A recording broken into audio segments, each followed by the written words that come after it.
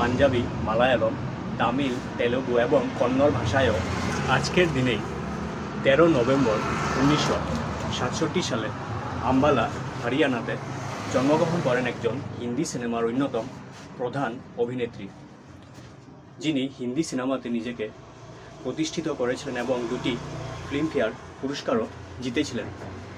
তিনি হইলেন জুহি চাওলা।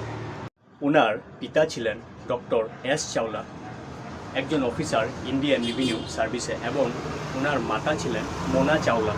তিনি মূলত হিন্দি চলচ্চিত্রে কাজ করলেও বাংলা, পাঞ্জাবি, মালায়ালম, তামিল, তেলুগু এবং কন্নড় ভাষায়ও অভিনয় করেছেন। 1980-র দশক থেকে 2000-এর দশকের প্রথম দিকে তিনি হিন্দি সিনেমার অন্যতম জনপ্রিয় অভিনেত্রী ছিলেন।